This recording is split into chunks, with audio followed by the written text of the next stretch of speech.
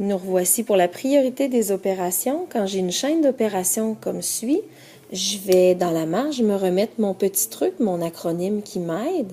Donc, PEMDAS, pour me dire que les parenthèses vont être gérées en premier, les exposants vont être gérés en deuxième, les multiplications et les divisions sont au même niveau, j'y vais de gauche à droite, et ensuite, les additions et les soustractions sont gérées aussi de même niveau, de gauche à droite. Quand je vais arriver dans un numéro comme ici, je vais souligner la partie que je vais faire en premier, puis je vais utiliser la méthode de l'entonnoir ou peu importe. Je vais réécrire ce que je n'ai pas changé. Le moins 3 est exposant à la 2. Et comme c'est toute la parenthèse qui a l'exposant, ça veut dire que c'est comme si j'avais moins 3 fois moins 3. Moins 3 fois moins 3, ça va me donner une réponse qui va être positive parce qu'un moins fois un moins va me donner un plus. Donc, ça va me donner 9. Je réécris mon moins 2 fois 4 plus 6 divisé par moins 3 et je vais aller dans la priorité des opérations.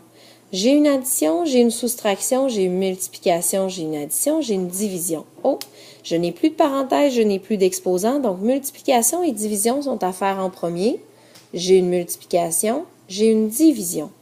Donc, mon 5 plus 9, je vais pouvoir le réécrire. Mon moins, je le garde. Et là, 2 fois 4 va me donner 8. Plus 6 divisé par moins 3, une quantité positive qui divise une quantité négative, va me donner une quantité négative, moins 2. Rendu ici, je n'ai que des additions et des soustractions. Je vais donc les faire de gauche à droite. 5 plus 9 va me donner 14. 14 moins 8 plus moins 2, c'est-à-dire 14 moins 8, ça va me donner 6. 6 plus moins 2, c'est-à-dire que je vais soustraire 2 à ma quantité positive ou je vais additionner une dette de 2 à ma quantité positive et ça va me donner 4. Bonne suite!